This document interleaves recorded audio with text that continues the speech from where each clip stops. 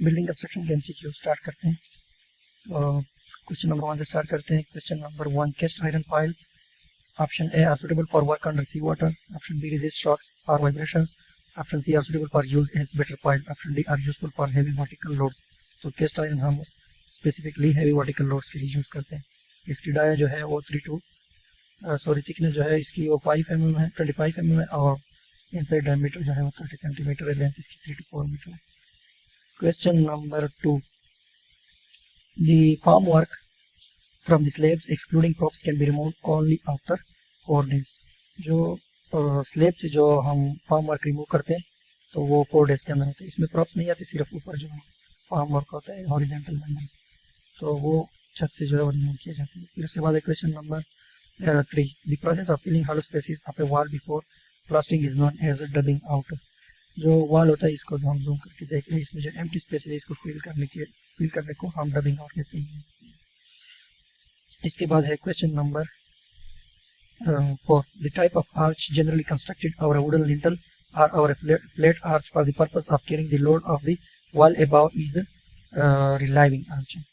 ऐसा आर्च जिसमें जो लिंटल वुड होता है लिंटल प्लेस पे, तो वो सपोर्ट करता है ऊपर आर्च को, सारा लोड जो है वो उस वुड लिंटल वुड पे आता है, तो ऐसे आर्च को हम रिलाइविंग आर्च कहते हैं। Question number 5, the platform at the end of a series of steps is known as land. जो हॉरिजॉन्टल सरफेस होता है जिस पे बंदा रुक के दोबारा सीढ़ी पे आगे चढ़ता है तो वो उसको लैंडिंग कहते हैं। इसमें देख लीजिए लैंडिंग है। बाकी ये राइजर है, ये ट्रेड है, ये न्यूअल पोस्ट है, ये ब्लास्टर है, ये न्यूअल केप है, और ये हैंडल है जिस पे हाथ रखते हैं। इसके बाद है question number 6, the pile which support the load due to friction between pile face and surrounding soil is generally known as friction pile. अच्छा, जो सरफेस पे रेजिस्ट करते हैं सारा load due to surface resistance, तो उसको फ्रिक्शन पाइल कहते हैं। और अगर सरफेस पे ना करे, सिर्फ एंड पे कर ले, तो उसको हम कहते हैं एंड बेरिंग पाइल्स। उसके बाद है question number 7, pick up the correct statement from the following.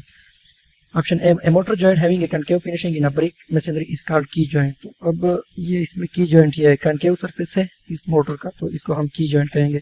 इसके बाद है motor joint projecting beyond the face of machinery wall is called टक जॉइंट। तो ये जो है ये टक जॉइंट है, टक जॉइंट जो इसका वो बाहर निकला ये मोटर, तो इस तरह जो मोटर लेयर्स हो जिससे ये बाहर निकला होता है, इसको प्रोजेक्शन होता है इस सीमेंट का, मोटर का, तो उसको टक जॉइंट कहते हैं। फिर उसके बाद ऑप्शन सी है motor joint having A recess in it is called rule joint. तो अब इसमें जो रूल जॉइंट है ये वाला, इसमें एक रिसेस पाया जाता है, ये मतलब अंदर की तरह, ये भी की जॉइंट की तरह होता है। तो ये सारे ऑप्शन जो है ये करेक्ट है। फिर उसके बाद जो है question number 8, the type of roof which slope in 2 direction with a break in the slope on each side is known as gambrel roof. जिसमें जो स्लोप होता है ना वो 2 डायरेक्शन में ब्रेक हुआ होता है। इसमें ये जो है ये आपका गैम्ब्रिल है। इधर स्लोप इधर आया हुआ है, फिर इसके बाद ये ब्रेक होके दोबारा चेंज हुआ, इधर भी इस तरह आया, फिर ब्रेक होके नीचे, तो दोनों डायरेक्शन में, इस डायरेक्शन में भी इस डायरेक्शन में भी, तो इसको गैम्ब्रिल रूफ कहते हैं। बाकी ये सारे देख लिए, बहुत इंपॉर्टेंट है। ये open Gable, box Gable, heap का जो है चारों साइडों पे स्लोप में होता है, 4 डायरेक्शन में होता है, इस साइड पे, इस साइड, इस साइड, इस साइड पे। और ये पिरामिड भी इस किस्म का होता है, ये हिप की तरह, लेकिन ये जो है ये सेंटर से सारे स्लोप जो है वो स्टार्ट होते हैं। अच्छा, question number 9, the inclined surface of an abutment to receive the arch is known as skewback. ये जो पोर्शन है इस ब्लॉक को जो इंक्लाइंड होता है यहाँ पे, जिससे ये आर्च स्टार्ट होता है, इसको कहते हैं स्क्यू बैक। फिर उसके बाद है question number 10, pick up the correct statement from the following. DPC should be continuous, DPC should be of good impervious material, DPC may be horizontal और वर्टिकल, ऑल द अबव। तो ये continuous भी होनी चाहिए, इम्परवियस भी होनी चाहिए, और हॉरिजॉन्टल वर्टिकल दोनों हो सकती है। तो ऑप्शन डी जो है इसमें correct option, all of the above. Question number 11, a wall constructed with stones to protect slopes of cutting in natural ground from the action of weathering agent is called breast wall. Breast wall इसलिए होते हैं जो weathering action से जो stone paper वगैरह आते हैं, तो उसको प्रिवेंट करने के लिए, स्टॉप करने के लिए हम ब्रेस्ट वॉल जो है वो कंस्ट्रक्ट करते हैं। तो इसमें ऑप्शन बी ब्रेस्ट वॉल सही है। उसके ये इधर है भी, ये जो है आपका ब्रेस्ट वॉल हो गया, और ये आपका रिटेनिंग वॉल। इसके बाद है question number 12, higher pitch of the roof result in stronger roof, result in weaker roof, require more covering material, require less covering material. The correct answer is option A 1 and 3। मतलब ये है कि stronger roof, अगर piece ज़्यादा है तो वो stronger roof होगा, और इसके अलावा कवरिंग मटेरियल उसको ज़्यादा रिक्वायर्ड होगा। तो इसमें 1 और 3 जो है वो करेक्ट है। तो ऑप्शन ए 1 एंड 3 करेक्ट। ये स्लोप है 1 और 12 स्लोप, 2 और 12 स्लोप, मतलब इस किस्म के स्लोप पाए जाते हैं नॉर्मली। फिर उसके बाद जो है question number 13, for different layers of cement concrete floor pick up the incorrect statement from the following. तो इसमें इनकरेक्ट मांगा है। तो पहले जो है the lower layer consist of consolidated ground, पहले ग्राउंड को कंसोलिडेट किया जाता है। 10 centimetre thick sand clean sand is laid on the consolidated ground. फिर उसके बाद 10 centimetre sand clean sand layer उस पर बिछाया जाता है। फिर उसके बाद जो है 10 centimetre lime concrete 1:4:8 is laid on clean sand. फिर उस क्लीन सैंड के ऊपर लाइम कंक्रीट किया जाता है 1:4:8 का, जिसकी थिकनेस 10 सेंटीमीटर होती है। फिर उसके बाद ये जो है ये नहीं होता कि 10 centimetre thick cement concrete 1:2:4 is laid on the top layer. तो ये कंक्रीट जो है 1:2:4 10 सेंटीमीटर का, ये फिर उसके बाद नहीं डाला जाता किसी फ्लोर को उस पर लीन कंक्रीट करने के लिए। फिर इसमें ऑप्शन डी जो है वो इनकरेक्ट है। फिर उसके बाद question number 14, open test pit is only suitable up to a depth of 3 metre. जो ओपन टेस्ट पिट होता है वो 3 मीटर तक होता है, 1.5 मीटर से लेकर 3 मीटर तक। तो इसमें ऑप्शन सी जो है वो करेक्ट है। फिर उसके बाद question number 15, the service area in a building means the area occupied by stairs, ये भी ठीक है, टॉयलेट ये भी ठीक है, लाइट एंड ट्रक्स ये भी ठीक है, ऑप्शन डी। तो सारे इसमें ठीक है, ऑल ऑफ ये बहुत करेक्ट। फिर उसके बाद जो है question number 16, the number of steps in a flight generally should not be less than, option B 3, कम से कम जो स्टेयर हो गए direct steps, sorry. Question number 16, the number of steps in a flight generally should not be less than 3, option B जो है वो correct है। तो minimum number of steps stair में कितने होने चाहिए, 3। फिर उसके बाद अगर वो डायरेक्शन चेंज भी कर ले, लेकिन 3 से कम नहीं होना चाहिए। फिर उसके बाद जो है question number 17, the column of multi storey building are design to withstand the forces due to dead load, live load, wind load. तो ये सारे इसमें जो है वो करेक्ट है। कॉलम हम इसलिए डिजाइन करते हैं मल्टी स्टोरी में कि कौन कौन से लोड के लिए, डेड लोड के लिए भी, लाइव लोड के लिए भी, विंड लोड के लिए भी, ऑल ऑफ दिस के लिए, ऑप्शन डी जो है वो करेक्ट है। फिर उसके बाद है question number 18, in soil possessing low bearing capacity the type of foundation generally provided is column footing, grillage footing, raft footing, all the above. जिसकी लो बेरिंग कैपेसिटी होती है तो उसके लिए हम ये तीनों फुटिंग यूज करते हैं, राफ्ट, ग्रिलेज, कॉलम और low bearing capacity. Option D all of the above is correct. Question number 19, the minimum strength of the mortar used in the load bearing brick masonry is 100 newton per centimetre square. जो mortar की strength है load bearing masonry के लिए, brick masonry के लिए, वो 100 newton per centimetre square से कम नहीं होना चाहिए। तो ये मिनिमम 100 है। फिर उसके बाद है question number 20, as compared to stretcher course the thickness of joint in header course should be less. जो हेडर कोर्स में दो ब्रिक्स के दरमियान जॉइंट होता है उसकी थिकनेस कम होती है बनिस्बत स्ट्रेचर कोर्स में जो जॉइंट पाए जाते हैं। अच्छा, ऑप्शन है इसमें ठीक है। फिर इसके बाद question number 21, to obtain good bonding in brick masonry first class brick are used. तो ये भी ठीक है। Vertical joints in alternate courses are kept in plumb line, ये भी ठीक है। अल्टरनेट कोर्सेज में जो जॉइंट होते हैं वर्टिकल जॉइंट वो लाइन होने चाहिए प्लम लाइन के थ्रू। फिर उसके बाद जो है option C, beds are used where necessary, ये भी ठीक है, ऑल ऑफ द अबव। तो good bonding in brick masonry के लिए ये तीनों चीजें होनी चाहिए, all of the above is correct. फिर उसके बाद है question number 22, the type of pointing in which the upper side of the motor joint is kept about 12 mm inside the face of the machinery and bottom is kept flush with the face of the wall is called struck pointing। तो ये option C इसमें correct है, या हमने ऊपर पढ़ लिया इधर के ये जो है ये 12 mm जो है ये इनसाइड है, ये स्ट्रक पॉइंटिंग है। फिर उसके बाद जो है question number 23, the wedge shape brick forming an arch ring are called viziers। अच्छा, ये जो है ये इसको वाइसियर कहते हैं। ये बाकी ये राइज है और ये इसकी थिकनेस जो है इसको डेप्थ कहते हैं। तो डेप्थ और राइज में कंफ्यूज नहीं होना। बाकी ये स्प्रिंगर है, यहाँ से लेकर यहाँ तक स्प्रिंगिंग लाइन है, ये स्प्रिंगर है और ये पोस्ट है, ये इसकी हंच है, ये नीचे फिसला है, ये हिस्सा जो है ये इंट्रोडोस ऊपर वाला, एक्सट्रोडोस और ये क्राउन, ये विच शेप का होता है ये वाइसियर, ठीक है। फिर उसके बाद question number 24, the maximum total settlement for isolated foundation on clay soil should be limited to 65 mm। तो जो टोटल सेटलमेंट है आइसोलेटेड फाउंडेशन के लिए ऑन क्ले वो 65 mm। इस टेबल को याद कर ले, ये बहुत इंपॉर्टेंट है। क्ले के लिए आइसोलेटेड फुटिंग और सोइल टाइप जो है वो क्ले, तो उसके लिए 65, और अगर सैंड होता तो 40 होगा। और राफ्ट जो है राफ्ट और कंटिन्यूस फाउंडेशन टाइप के लिए आपका सैंड जो है वो 45 to 65 हो जाएगा और क्ले जो है 65 to 100। तो मतलब ये है कि लॉबल सेटलमेंट हम किस में ज़्यादा देते हैं, राफ्ट और कंटिन्यूस टाइप ऑफ फाउंडेशन में। राफ्ट में आपकी सेटलमेंट लॉबमेंट जो है वो ज़्यादा होती है बनिस्बत आइसोलेटेड के। तो आइसोलेटेड में आपका 40 mm है, मतलब कि 4 सेंटीमीटर हो गया, और ये 65 mm है, ये 6.5 सेंटीमीटर हो गया क्ले के लिए, और यहाँ पे 45 to 65, 65 to 100। इसमें क्ले और आइसोलेटेड का कहा हुआ है तो वो 65 है। ऑप्शन सी करेक्ट है।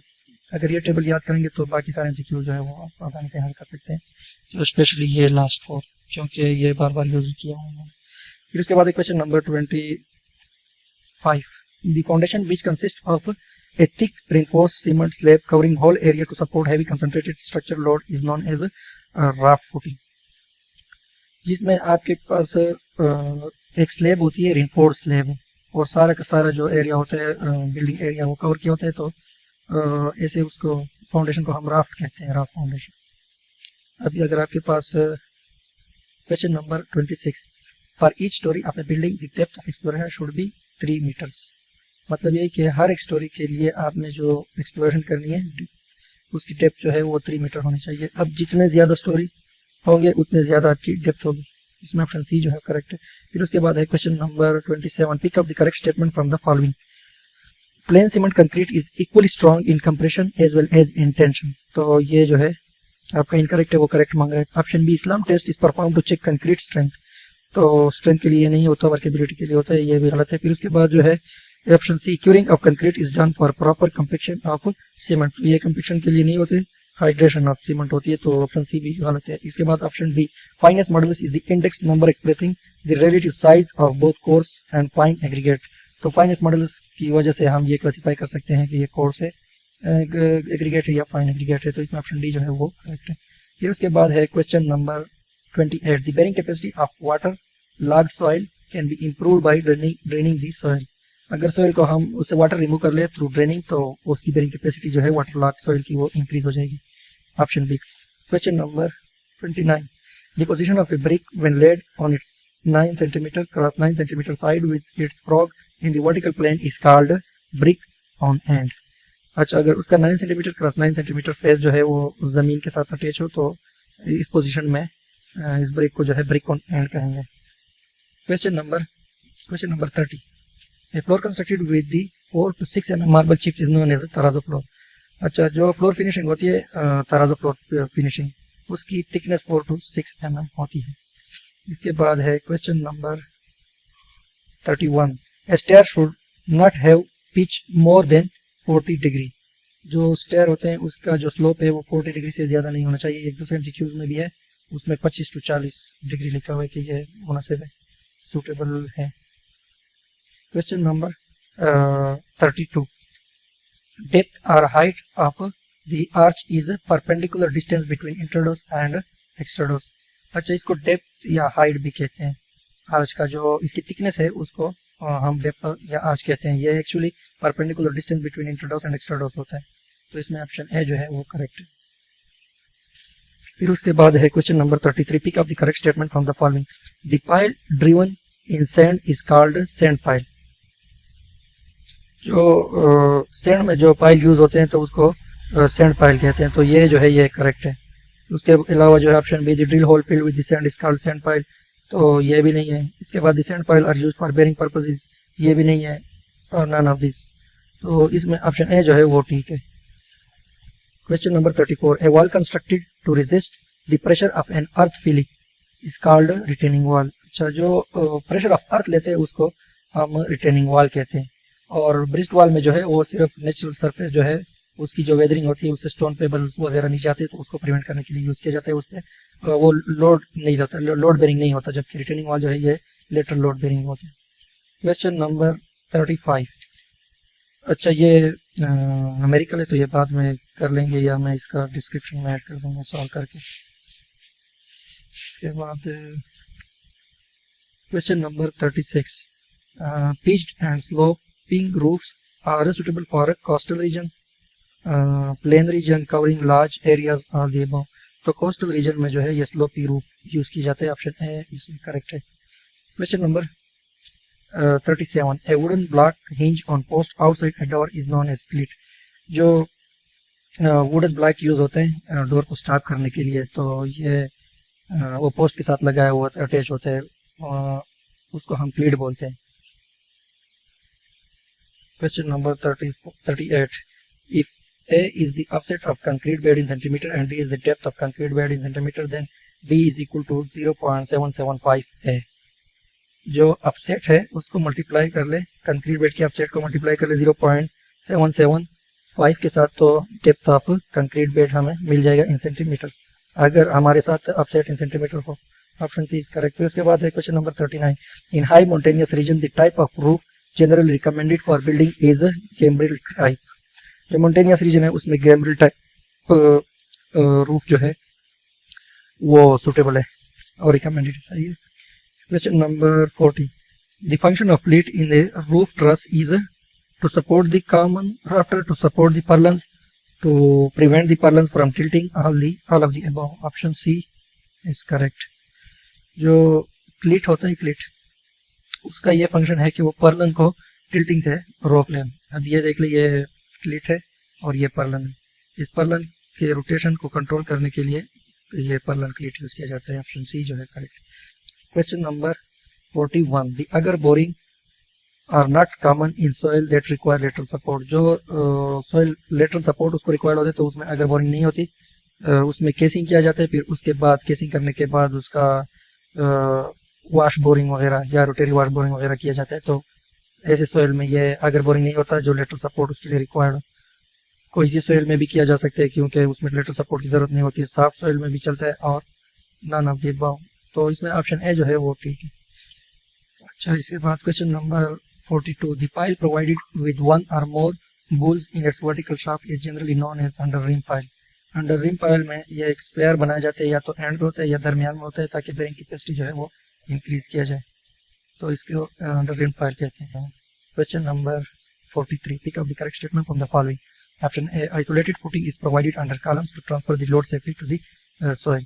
जो आइसोलेटेड फुटिंग होता है वो उसका मतलब ये होता है कि वो लोड ले और वो ग्राउंड को सेफली ट्रांसफर कर ले। फिर उसके बाद जो है कॉलम फुटिंग में है steps are projections in the concrete base है। जो कॉलम फुटिंग होती है उसकी प्रोजेक्शन स्टेप बाय स्टेप होती है ताकि कंक्रीट ज़ाया ना हो।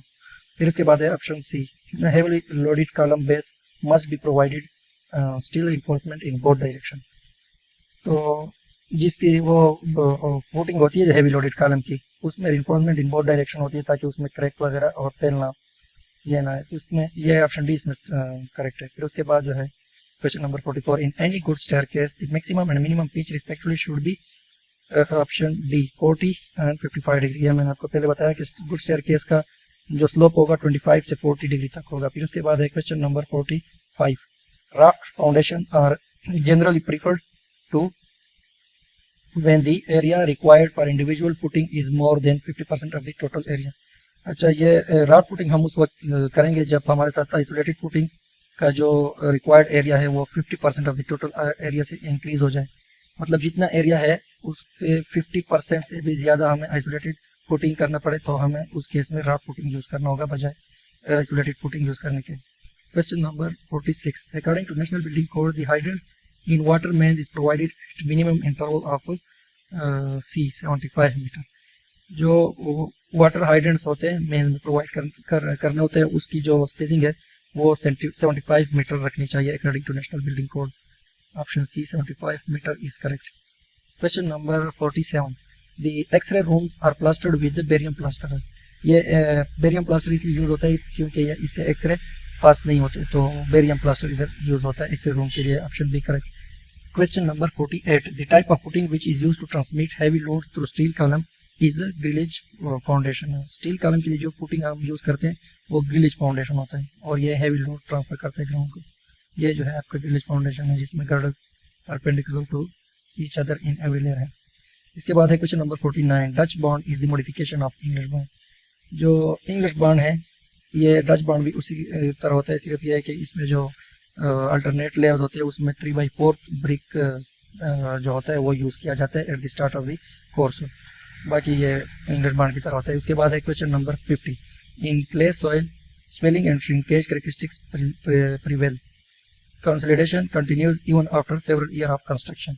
Option C, differential settlement is generally prevalent all the about. तो ये सारे फिनोमिना जो है ये क्ले में होता है। स्वेलिंग श्रिंकेज भी होता है, कंसोलिडेशन भी होता है और डिफरेंशियल सेटलमेंट भी होता है, इसमें ज़्यादा होता है। अच्छा, ये तो 50 MCQs कंप्लीट हो गए। इसके बाद नेक्स्ट 50 जो है वो नेक्स्ट वीडियो में इंशाल्लाह करेंगे। Okay, thank you.